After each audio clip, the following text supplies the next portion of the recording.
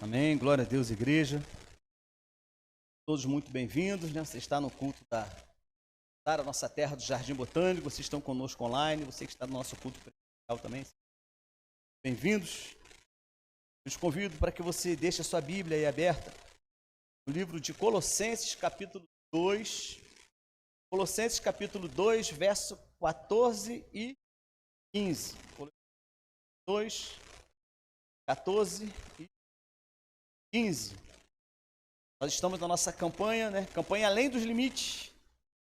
Hoje o nosso tema central é Além dos Limites da Vida Financeira. Além dos limites da vida financeira. Convido a você fechar os seus olhos. Senhor, muito obrigado, a Deus, por essa noite, pela tua graça, tua presença. Pelo teu Espírito Santo, Pai, que se revela, Senhor, a cada um de nós, a cada dia. Que sejamos, ó Deus, instrumentos teus, que a tua palavra flua, ó Deus, em nosso coração. Tu sabes, ó Deus, o que se passa dentro de cada pessoa, cada um daqueles que nos assiste, que nos ouve. Deus, que a tua palavra possa ir ao encontro, ir de encontro, ó Deus, para transformar, para restaurar, para restabelecer, para reconectar a vida de todos aqueles, ó Deus, que precisam receber da sua visitação poderosa. Por isso, nós estamos nesse lugar para engrandecer o teu santo nome e dizer que nós precisamos de ti dia após dia. Por isso, visita, ó Deus, a nossa alma, o nosso espírito. Nos assentamos, ó Deus, aos teus pés. Pedimos a ti, fala ao nosso coração. Revela-te através do teu Espírito Santo na nossa vida. Nesse dia, enchendo mais da tua presença. Em nome. Amém. Amém, queridos? Nós estamos com esse tema, como falei, além dos limites da vida financeira, né? Numa campanha que nós estamos fazendo toda terça-feira, onde o tema central da campanha é além dos limites. Vamos entrar em várias situações, profissionais, familiares, hoje é financeira. Eu quero te dar algumas definições iniciais para que você compreenda bem, entenda bem os princípios do que é ter uma vida financeira com Deus. Não é só ser dizimista, como você vai ver aqui. Você precisa saber claramente que você precisa saber exatamente quem você é, qual é o seu propósito de vida. A partir de então, Deus vai trabalhar no seu coração os recursos financeiros que você vai precisar para você cumprir o propósito. Então, ou seja, não é simplesmente, me converti e agora eu tenho vida financeira com Deus. Muitos de nós sabemos que não funciona assim. É necessário que você descubra qual é o seu propósito.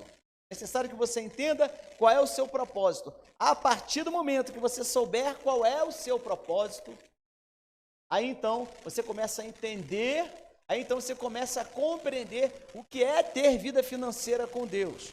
Qual é a maior crise que acontece? Muitos têm dificuldade de entender o que é ter vida financeira com Deus, porque no fundo ela não entende ainda qual é o seu propósito. A definição de quem você é em Deus definirá toda a sua vida financeira. Ou seja, se você não entende, você não compreende o que é ter uma vida financeira com Deus, o que é, como o tema fala, como o proposto, quer viver além da vida financeira com Deus, se você não entende isso, dificilmente vai haver no seu coração o entendimento. Muitas das vezes, várias vezes, você vai passar por momentos de dúvidas, momentos de crise nessa questão financeira com Deus. Talvez você não aceite dentro de você ser um dizimista ou ser um ofertante.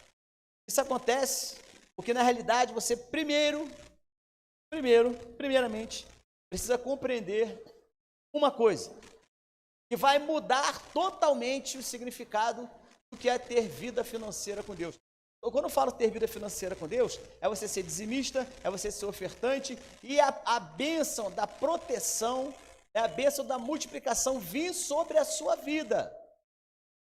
Não é simplesmente, agora me converti, então a bênção financeira está sobre mim, a prosperidade está sobre mim. Não é assim que funciona.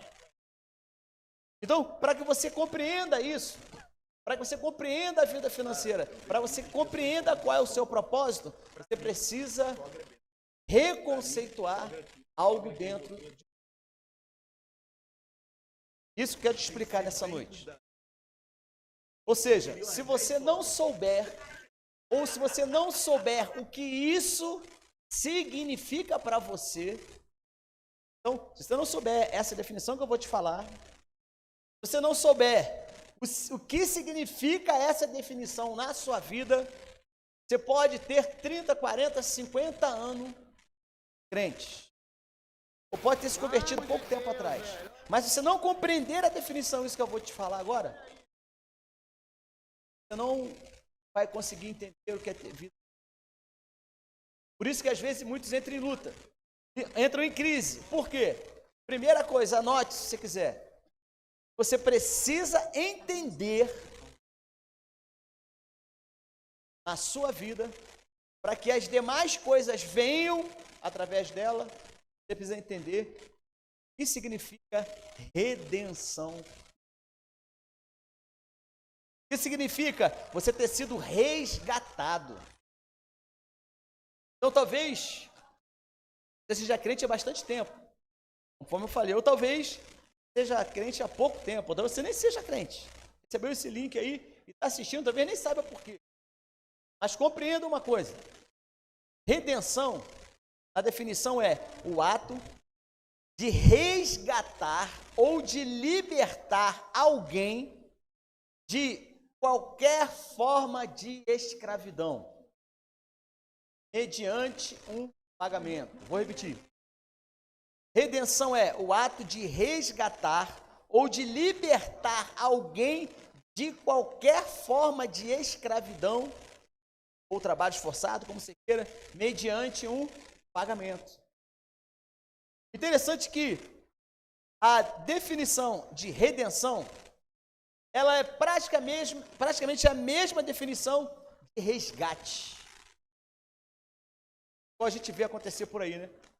Uma pessoa, né, sequestrada, é pedido um resgate para ela, em linhas teóricas, a pessoa paga o resgate e é libertado o refém. Então, redenção é uma definição assim que entra colado com o resgate. Então, se você não entende, se você está aí com uma interrogação na sua cabeça pensando assim, redenção, o que é isso? Já ouvi falar isso na Bíblia, mas se você não entende o significado disso, pode estar certo. A crise que muitas das vezes vem sobre você, quando fala sobre dízimo, quando fala sobre oferta, está ligado a você não entender o que é a redenção. Então, acho que a primeira aula, antes de falar sobre dízimo, sobre oferta, a primeira aula antes de falar sobre finanças na igreja, seria necessário que todo cristão, que todas as pessoas que se convertem ao Senhor, entendessem o que é redenção. No mundo espiritual, ele entende isso. E assim como o mundo espiritual é regido de leis, né, espirituais, e o mundo físico, leis físicas, você vai compreender que essas leis, diante dos princípios de Deus, não se chocam.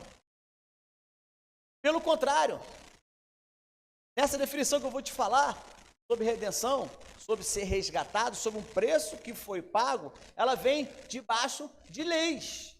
Ela vem debaixo de organização. Lembra que nós estamos vendo dentro da Bíblia. Nós temos contextualização da Bíblia. E aí é necessário que eu, junto com você, a gente caminhe um pouco pela palavra de Deus. Eu quero dizer para você, para que você compreenda a redenção. Tudo isso é para você entender a redenção, para você chegar na vida financeira. O povo de Israel, da onde saiu todos esses princípios relacionados a dízimos, a oferta, a vida financeira com Deus, o povo de Israel, ele é regido até hoje, assim como nós também, Israel de Deus na terra, que é a igreja, é nesse sentido, nós também somos regidos por leis. Você pegar o teu carro, sair aqui e passar ali no é fechado, você vai ser multado. A lei vai se cumprir. Mas não tem ninguém vendo, mas botaram lá um aparelhinho lá, e nesse aparelhinho ele marca lá. Quando você passar acima da velocidade, ele vai te multar e vai chegar na sua casa. São leis. Então, o povo de Israel existia leis civis, igual a gente também tem. Se você for olhar lá, né, em Deuteronômio, Levítico, né, eu separei um texto aqui para falar sobre isso, que fala assim, Deuteronômio 24:10. Quando emprestares alguma coisa ao teu irmão, não entre em sua casa para lhe tirar o penhor. Ficarás do lado de fora, e o homem a quem fizeste o empréstimo te trará para fora o penhor. Só para dar um exemplo, uma lei civil. Então, essa lei era uma lei de boa convivência. Se alguém estivesse devendo alguém e não pudesse pagar, e ele tivesse um objeto na sua casa, aquela pessoa de quem ela tomou o dinheiro emprestado poderia ter a casa desse hebreu aqui, chega lá e resgatar alguma coisa que ele tivesse, que tivesse o valor da sua dívida. Mas está aqui escrito, ele não poderia entrar na casa da pessoa, ele teria que ficar na porta, e ali da porta a pessoa ia lá dentro, o próprio dono ia lá e pegasse alguma coisa que pagasse a dívida que ele tinha com aquele senhor. Então, ou seja, existe uma série de leis, depois você lê lá em Levítico, em Deuteronômio, que vai falar sobre isso, leis civis, dizendo que se podia e que não se podia fazer. Israel também, os hebreus também, eles eram regidos por leis cerimoniais. Então, uma lei cerimonial, onde tinha o sangue do cordeiro nos umbrais da porta, protegeu o povo hebreu do anjo da morte, que passaria e levaria todo o primogênito. Isso era uma lei cerimonial. Dentro da lei cerimonial, o foco principal era transferência do pecado para um cordeiro. Então, ou seja, se a pessoa pecasse, ela ia apresentava um cordeiro, né, em várias situações. Dentro dessa lei cerimonial, o cordeiro assumia o pecado pela culpa daquela pessoa. Lei cerimonial. Lei moral. Deuteronômio 6,5 fala assim: amarás, pois, ao Senhor teu Deus de todo o coração, de toda a alma, de todas as suas forças. Observa que essa lei, esse exemplo aqui, essa lei moral, ela dizia para você como você deveria fazer para ter um relacionamento com Deus. Você deveria amar a Deus com toda a sua alma, com toda a sua força. Fala para o seu irmão, toda a sua alma, toda a sua força. Então, ou seja, leis civis, leis cerimoniais e leis morais. Agora, presta atenção nesse versículo, vou pedir para que projete aqui, Colossenses 2, 14 e 15. Dava dessa explicação para que você, a introdução para que você... Colossenses 2, 14 e 15. Onde ele vai falar sobre algo interessante. Diz assim: e havendo riscado o escrito de dívida que havia contra nós nas suas ordenanças, o qual nos era contrário, removeu do meio de nós, gravando na cruz. Verso 15.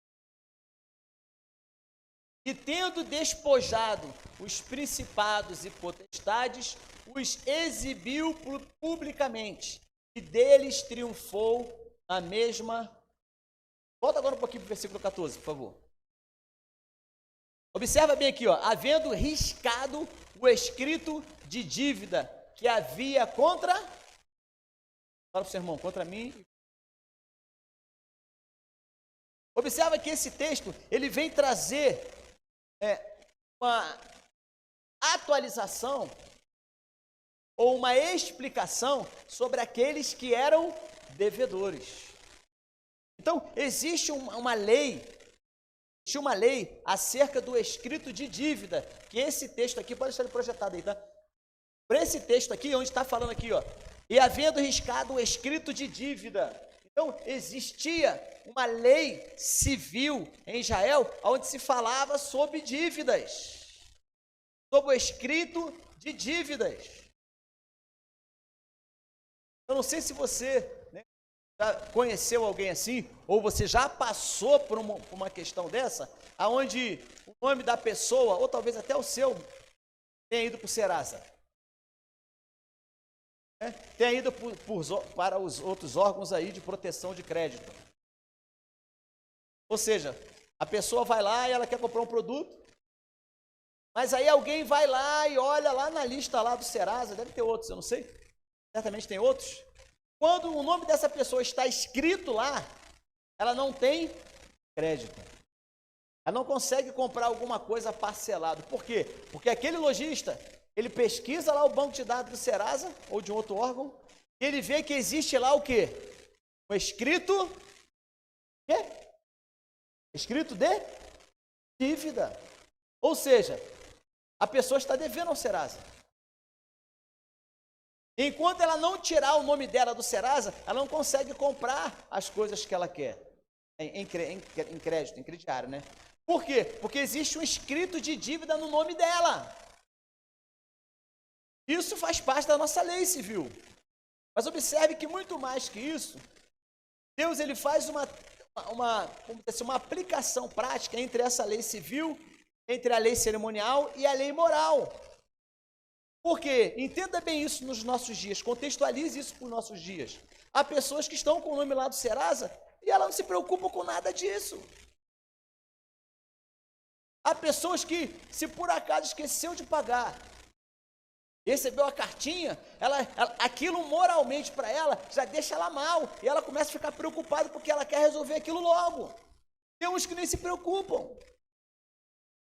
Ou seja, o escrito de dívida diz o que você está devendo. O escrito de dívida registra todos os atos de compra que você não honrou.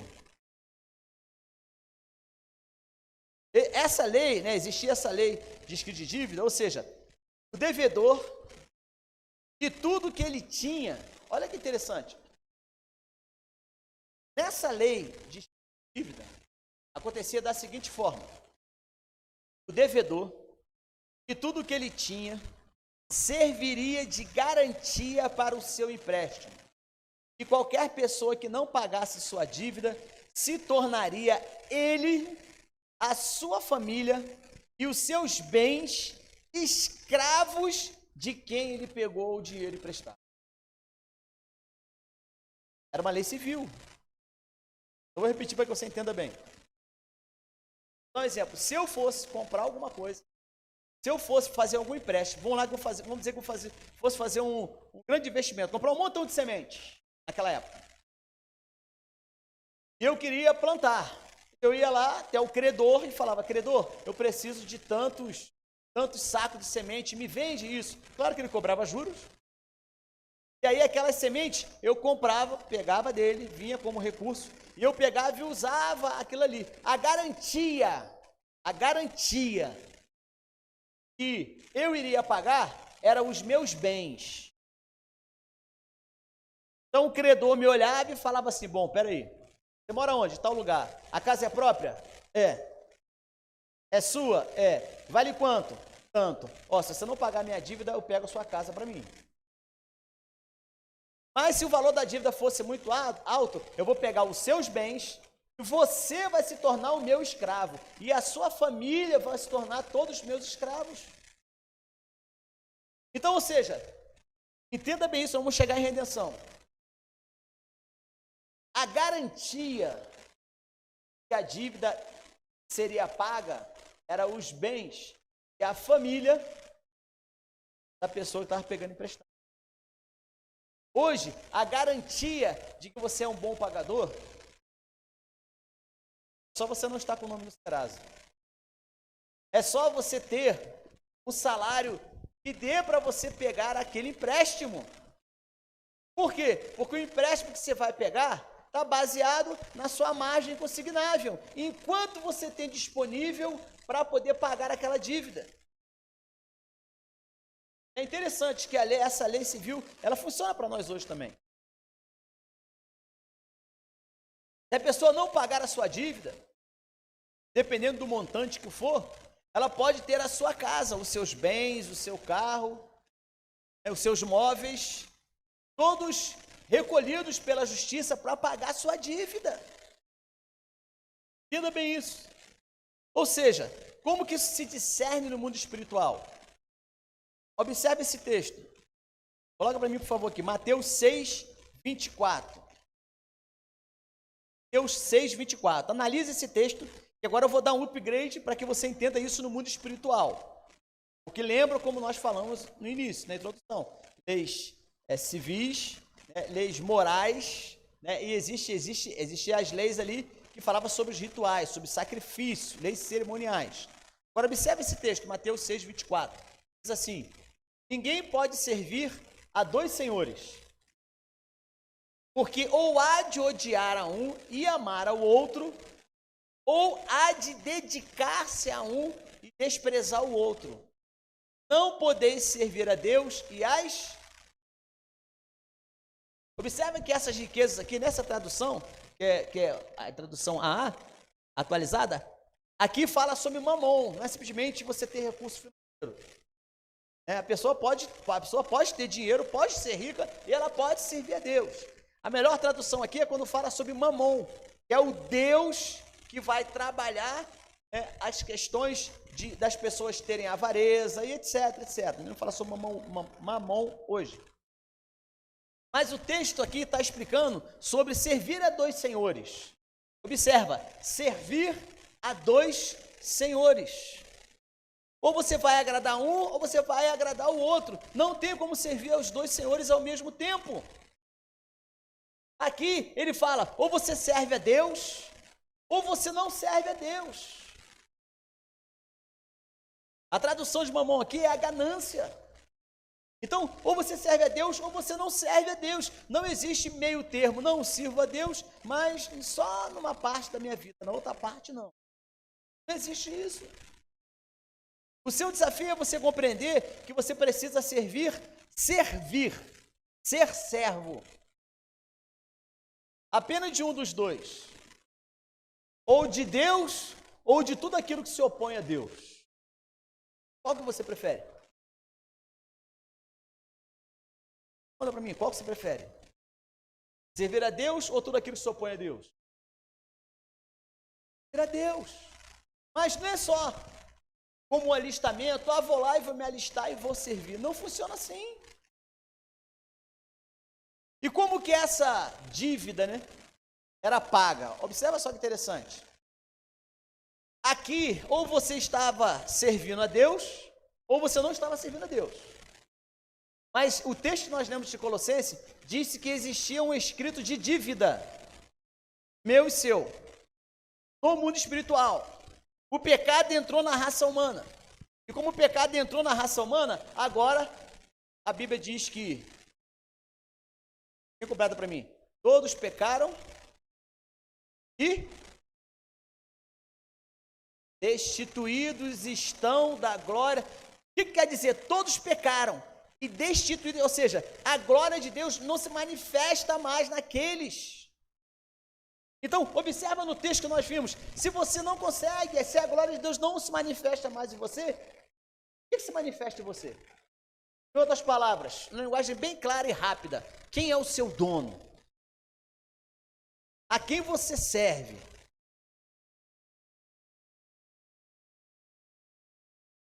Agora, dentro das próprias leis lá de Israel, observa só, se aquele dono, ou melhor, se aquele escravo, conforme Jesus falou ali, ele tinha que optar entre servir um e outro, o problema maior, o que era?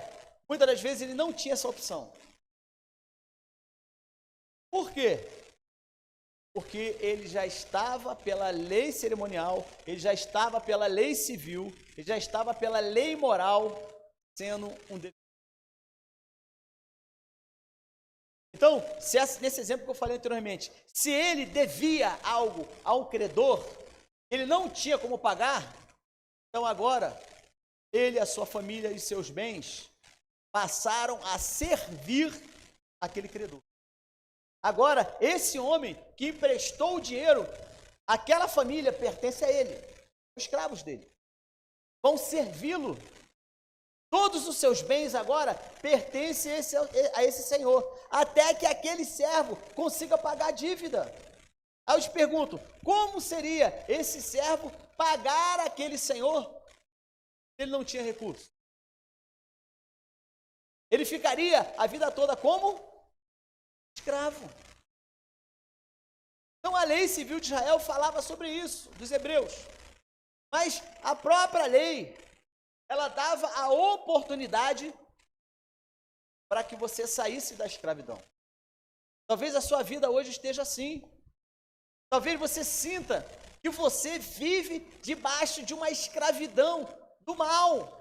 Você não consegue sair das suas dívidas, você não consegue sair das suas crises, você não consegue sair, né, das utopias, você não consegue sair dos sofismas, dos paradigmas que estão prendendo a sua mente, uma mente de escravo. O povo de Israel saiu do Egito rumo à terra de Canaã. Mas observa que em vários momentos, como você já ouviu pregando aqui, em vários momentos o povo queria voltar para o Egito. Ou seja, eles saíram fisicamente do Egito, mas na sua mente, ele ainda tinha mente de quê? Escravo. Às vezes pessoas vivem assim, ela saiu, ela sabe para onde ela quer ir, ela já se converteu, mas a mente dela está cativa. A mente dela está vivendo uma escravidão a tudo aquilo que ela não pode pagar. A tudo aquilo que não existe preço no mundo que pague. Existiam 3 formas de se pagar essa dívida. Primeira, em Êxodo 21:2 fala assim: se comprares um servo hebreu, 6 anos servirá, mas ao 7º sairá livre, de graça.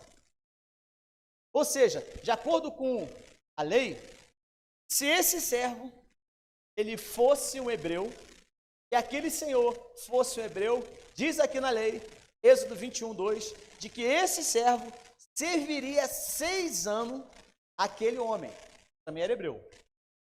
No 7º ano, esse senhorio, esse senhor, teria que liberar aquele homem da escravidão, desde que fosse hebreu, né? Então fazia parte da lei. Segundo, o ano do jubileu. Em Levítico 25:10 fala: e santificareis o ano 50º, e apregoareis liberdade na terra a todos os seus moradores.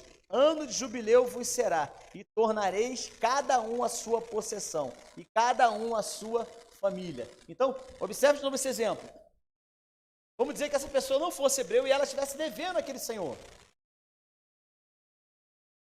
De 50 em 50 anos, conforme a lei, esse senhor que tinha esses escravos, ele era obrigado a libertar todos os escravos ou todos aqueles que deviam alguma coisa a eles. Ou seja, era como se o Serasa mandasse uma cartinha para a pessoa que está devendo a ela, dizendo assim, ó, agora você não deve mais ao Serasa. Gente, eu não sei se você já teve certamente você já teve essa sensação. Você já comprou alguma coisa a crédito, já teve essa sensação. Sabe qual foi? Pagar a última prestação. Não é? Você recebe aquele carnê, vai pagando, e vai pagando, e vai pagando. Então, um desconto direto na conta, não sei. Agora chega na última, fala assim, ó, é a última. Graças a Deus, paguei. Então, o ano de jubileu era isso. E o terceiro, e o principal, tem a ver com o nosso assunto principal aqui. Levítico 25 fala assim: quando o teu irmão empobrecer e perder alguma coisa da sua possessão, então virá o seu resgatador, seu parente mais próximo, e resgatará o que vendeu ou o que perdeu o seu irmão. Preste atenção aqui. Agora, esse servo, esse senhor, que era dono dele, agora entra um parente próximo.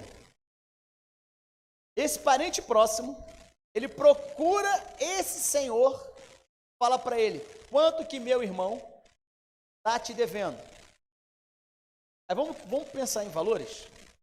falam hipoteticamente, olha, falava o credor, falava esse senhor, que é o meu senhor, eu sou escravo dele, esse senhor falava para o meu resgatador, que era um parente mais próximo, falava para ele, olha, ele deve 100 mil reais.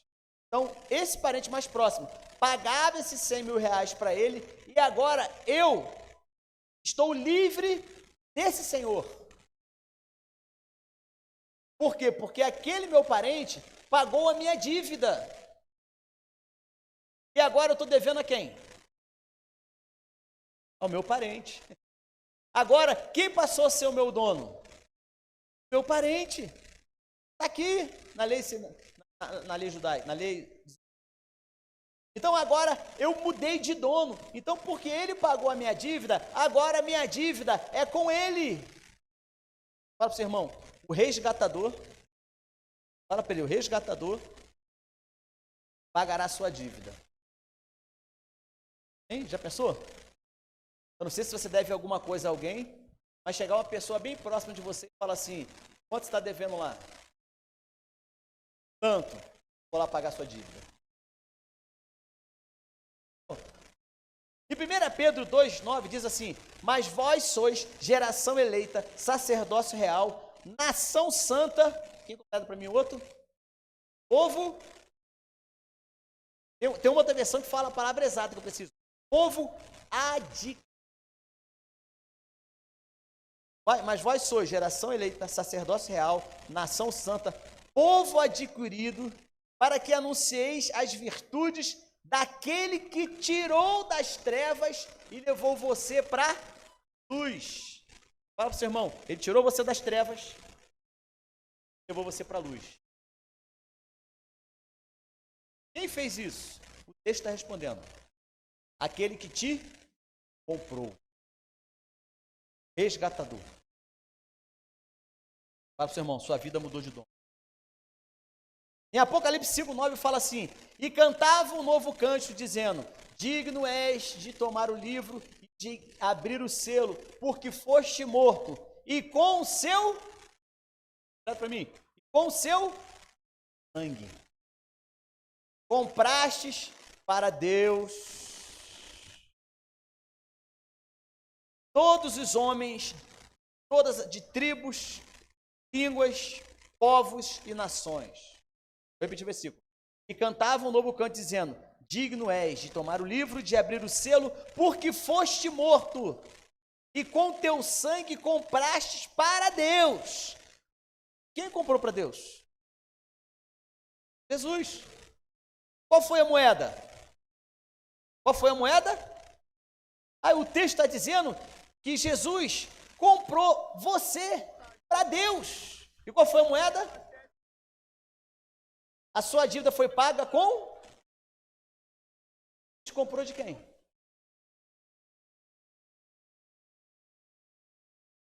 Lembra do escrito da dívida? Você lembra do escrito de dívida? O escrito de dívida, como você leu em Colossenses, ele foi tirado de você e foi cravado aonde? Foi cravado na cruz. Então, o escrito de dívida que existia na mão de Satanás a respeito de você foi tirado de Satanás. Quando você aceita Jesus, o seu escrito de dívida é retirado da mão de Satanás e é colocado na cruz. Qual foi a moeda? Qual foi a moeda? Não, está muito fraco. Qual foi a moeda? O sangue. Por isso que o sangue de Jesus tem poder. Tem poder para quê? Para te comprar. Satanás não pode contra essa moeda. Então, você foi comprado. Vamos lá. 1 Timóteo 2, 5 e 6 fala assim, pois há um só Deus, um só mediador entre Deus e os homens, o homem Cristo Jesus, a qual se entregou a si mesmo como resgate por todos. Esse foi o testemunho dado em seu próprio tempo, como resgate para todos. Ou seja, você estava devendo. Pessoas vivem escravizadas, ou seja, ela vive debaixo de vício, de prostituição, etc, etc, etc. Por quê? Porque ela está debaixo de uma escravidão. A partir do momento que você aceita Jesus na sua vida, o seu escrito de dívida é retirado da mão de Satanás e é colocado na cruz. A partir desse momento, você mudou de dono. A partir desse momento, Satanás não tem mais poder sobre a sua vida. Por quê? Você foi comprado.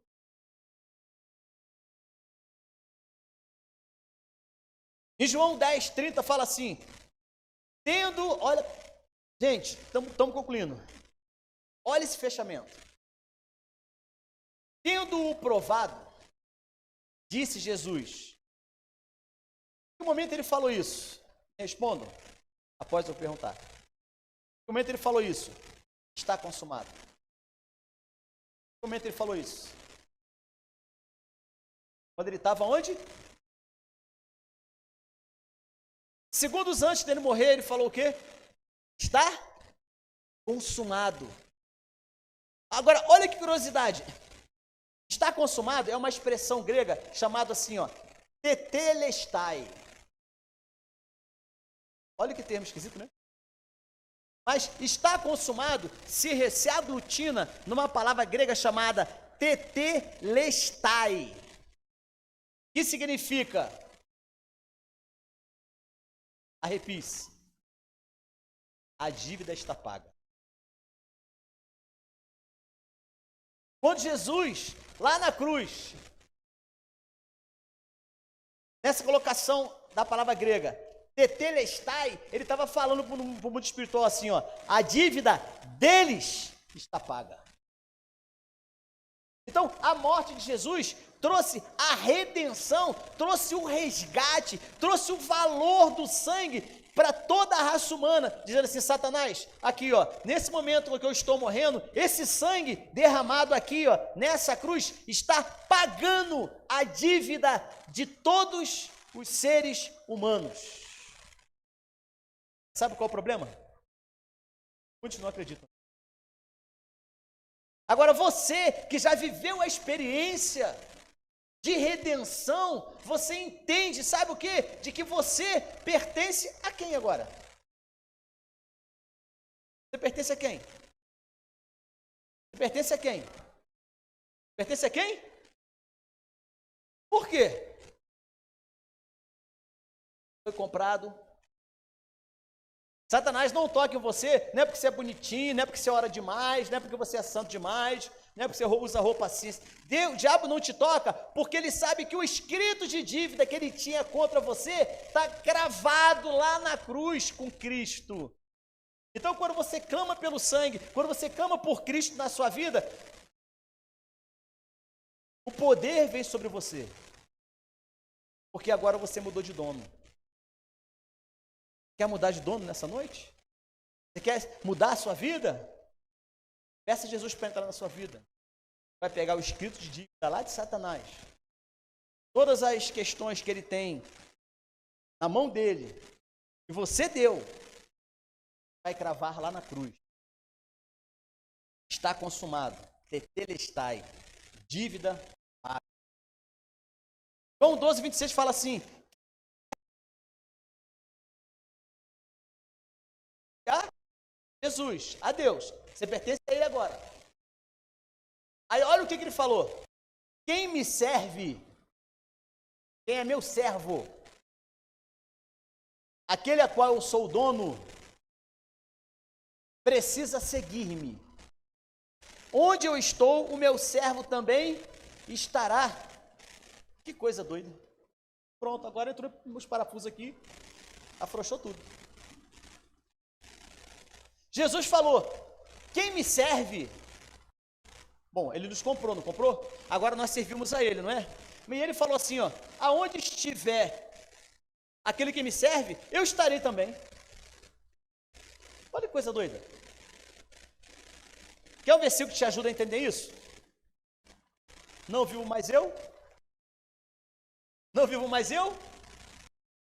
Ele te comprou, botou o seu escrito de dívida ali, saiu da cruz e foi morar dentro de você.